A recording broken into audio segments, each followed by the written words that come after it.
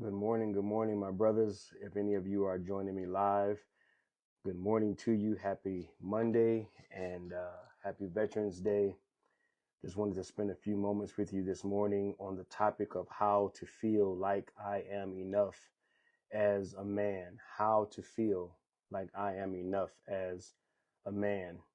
Whether you articulate it in those exact words or you just have feelings or emotions as a man that you are inadequate, that you don't amount to enough.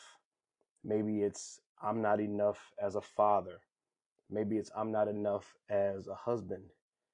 Maybe it's simply I'm not enough as a man. But whatever it might be, however you fill in your blank, I want to address three things this morning that you must let go of in order to feel like you are enough. I think in today's culture that feeling like you are enough, feeling adequate is a revelation. It's a product of a revelation. And today I want to share with you, as I'll start to share each Monday, these Monday meditations, just a way for you to kick off your Monday and something for you to meditate on throughout the entire week to help you in a given area of your life. And so today's meditation or this week's meditation is going to be focused on less is more, letting go of these three things so that you can see more of yourself, experience more of yourself as a man. And again, you name it, you frame it, you put it into your context. You know what it is for you. Again, I'm using these words, but you may not articulate it as that. You just may be experiencing that on the inside or feeling inadequate. And so I just want to meet you where you are this morning. And so I just wanted to really quickly say, I know what it means to not feel like I'm enough. I know what it feels like to have, my manhood in question. I grew up without a father, although God's blessed me to have an amazing relationship with my father today. I wasn't raised by my father, nor was I raised by any men that really carried any great level of integrity and character for me to follow or to use as an example of what it meant to look like and carry myself as a man. And so I was I was pretty much raised by women. I was raised by my grandmother, and my mother was in and out of my life, but she had a rough life herself. And so I was always bullied. I was always picked on. I was always last to be picked or last to be included in a given situation or circumstance. I was abused my entire life, physically, sexually, emotionally. And so I always had my manhood in question. I always doubted myself in terms of living up to, and that's really what I want to focus on today, living up to this man code or living up to this criteria that many of us men experience because men who don't feel like they are enough, they are men who are insecure. They come up with these man codes. They come up with these criterias of what it means to be a man. Big boys don't cry, for example. How foolish is that? How foolish is it that, to be a big boy would mean that you are not supposed to express your emotions, your God-given emotions, right? Just as an example of the foolishness that's pumped in and through our culture in terms of this man code or this man criteria. So I just wanted to kind of lay a foundation for what many of us experience as men, what many of us go through as men. We don't have examples.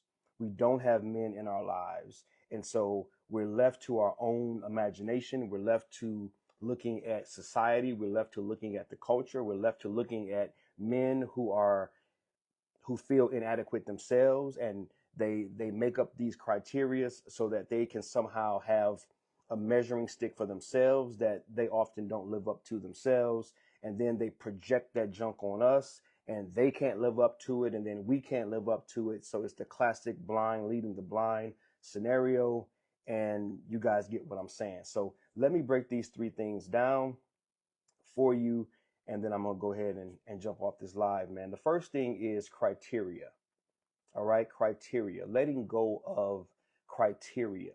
Many times we have a criteria of what it means to be a man, right? If I do this, and this, then I qualify to be a man. Then I qualify to be a good father. Then I qualify to be a good husband. It's always, we're stuck in this qualifying process. And the problem with that is we never truly qualify, because as soon as we get to one level, the bar is raised. It's always something more. And so it's always that carrot being dangled in front of us. So the first thing that you must let go of in order to feel like you are enough is you have to let go of the criteria. There is no criteria for manhood. God made you a man. You're a man because you're a man. End of story. You're a man because God made you a man. End of story. Anything else that you put on top of that is your criteria, or the criteria that you've adopted from the world and our society and our culture, again, made by and created by the imagination of men who already are feeling inadequate themselves. They're insecure themselves. Many of us as men, we grow up insecure, questioning. Now we won't share it with the homeboy. We won't share it with our family. But in our hearts, in our minds, we don't feel very good about ourselves. And so again, man, we're adopting these criterias. And so you have to let go of the criteria. I'm not saying that you got to let it go tomorrow. I'm saying that you have to train. Remember, we don't rise to the level of our expectations. We fall to the level of our training. This is about training. This is about over time. So how you get going, how you get started is by training, letting go of the criteria. There is no criteria. If you are a man, God created you as a man, then you are a man. You are enough of a man because you are created and have been created as a man. The criteria is make believe. The criteria is the matrix. The criteria is foolishness. The criteria is like anything else that we make up. We made it up and then we project it, and then other people adopt it, and the cycle continues. So that's the first thing. Meditate this week, brothers, on understanding that the criteria is not real. It does not exist. It's literally a figment of your imagination. And so, as anything else is a figment of your imagination, if you can make it up, then you can destroy it. If you can adopt it, you can let it go. So let go of the criteria. Number two, comparisons. Comparisons. Let go of the comparisons. They are not relevant. No two circumstances are the same. No two men are the same. No two lifestyles or life circumstances are the same. That is a total waste of your time to compare yourself to somebody else, because you ain't got the same parents. You weren't born the same way. You weren't raised the same way. You didn't go to the same schools. You didn't go to the same, you didn't have the same experiences. You didn't grow up in the same neighborhoods. You didn't have the same friends and family members. You did not get exposed to the same hurts and pains and struggles. Some of them are things that we all deal with, but they're still dealt with in a very unique, specific way to you. So for you to sit back and compare yourself as a man and say, well, I'm not enough of a man because look at that father over there. That father does X, Y, and Z. Well, maybe that father had a father that showed them how to do X, Y, and Z. So it would make sense for that father to do X, Y, and Z because that father had a father that showed him how to do X, Y, and Z. You didn't have a father that showed you how to do X, Y, and Z. So to compare yourself to another father who has something that you didn't have doesn't make sense. So do away, let go of the comparisons. It's a waste of your time, your energy, your focus. It's just a waste. So don't compare yourself. Now, in the context, and I'm going to say this really quickly, that's not to say that you can't admire men who are worth admiring, glean from them, and have something to strive for. I told you guys a story the other day of how I looked in the Bible and I read the Gospels and I looked at the life of Jesus and I just basically said, I don't know what it means to be a man. I don't know what it means to be a father. I don't know what it means to be a leader in my home. So I'm going to look at this man named Jesus. I'm going to do whatever Jesus did for his disciples. I'm going to do that for my family. That's how I learned, in addition to the men that God's graced me to be around, the mentors that God's graced me to have in my life. In addition to those live mentors in my life, I looked at the life of Jesus and I said, that's the blueprint. That's what it means to be a man, a father, a leader. And so, again, it's okay to look at another man as an example, but it is not fair to you to compare yourself, to look down on yourself. And that's leading to the third one, to look down on yourself because you're not able to do, or rather, you don't have the capacity currently. You don't currently have the capacity to do what that other man does. Capacity can be trained, it can be developed. I once didn't have the capacity to teach the way that I teach. Over the last 20 years, I've been teaching consistently. Now I have a capacity to communicate information that I once wasn't able to communicate in a way that I once, weren't able to communicate it. I've developed over time. Fatherhood for me, 4 children over the last 25 years, that's 25 years of training, right? It took me 25 years to get to where I am as a parent, as a father, as a leader. So you have to train these things. So again, do away with the comparisons because your context isn't their context. And their context isn't your context. Last one, criticisms. Do away with the criticism. They are not beneficial. They are a waste of your time. For you to sit around and focus on and give your God-given energy, time, strength, and emotional stability to, getting down on yourself, judging yourself, criticizing yourself, critiquing yourself harshly, finding all your faults and failures. And come on, man. We all got faults. We all got failures. We all come up short. We all miss the mark. We all sin, however you name it and frame it, whatever you want to say. We all do that. Let's take that energy that you're using to criticize yourself and maybe do some healthy evaluating. Okay? Let go of the criticism. Criticism is looking at yourself with a lens, with an eye, to find what's wrong with yourself and then to hammer away at what's wrong with yourself. Healthy evaluation is to observe yourself, looking for areas of improvement, opportunities, as we say in the corporate world, opportunities for optimization, opportunities for improvement, opportunities for you to develop.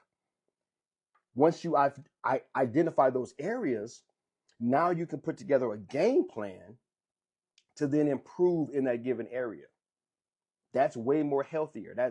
That's way more that's far more beneficial than for you to just simply criticize yourself. Criticism is foolishness. It's a waste of time. It's trash. It's trash. Don't be a critic. Be curious. Be curious. How can I grow? How can I develop? How can I improve? How can I get better? Absolutely. Be curious, but don't be criticizing. Don't be a critic. Be someone who becomes curious. That's it, man.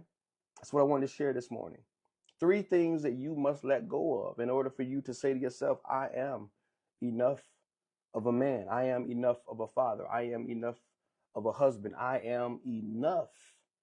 Now, yes, there may be more, but those are my 3. So I'm giving you my 3 this morning. Number 1, let me go ahead and recap. 3 things to let go of. Remember, less is more. Less of these things, more appreciation, more you being accepting of yourself, more of you loving yourself and you accepting and embracing yourself as someone who is enough. So less of these 3 things. Number 1, less of the criterias. There is no true man code. It's imaginary. It's made up. It's foolishness. Let it go. Number 2, stop comparing yourself. Don't compare yourself because the context is not fair. You are not them. They are not you. So don't compare. And then number 3, stop criticizing. Again, brothers, this is not an overnight. This is not a magic trick. I bring awareness. This is about awareness. These are 3 areas or 3 things that you can begin to let go of. It may take you weeks, months, years, deep inner work to let go of some of these things over time with maybe counseling and coaching, or maybe just you learning more about yourself. That's why I preach that. Learn more about yourself. The 2 most critical things in the universe, what you see in yourself and what you say to yourself. They are the game changers of life. And if you get really good at learning, training how to improve what you see in yourself and what you say to yourself, you're going to radically improve your life. You're going to change your life, man. It's going to be radical. It's going to be outstanding, the life that you'll be able to create and the experiences that you'll be able to have, right? So that's it, man. Love you guys, praying for you guys, believing in you guys. Remember, until next time, man, genius is your design. Greatness is your destiny. God loves you. I love you. Be encouraged, my brothers. And let's meditate this week on those 3 areas. All right? You guys have an amazing one.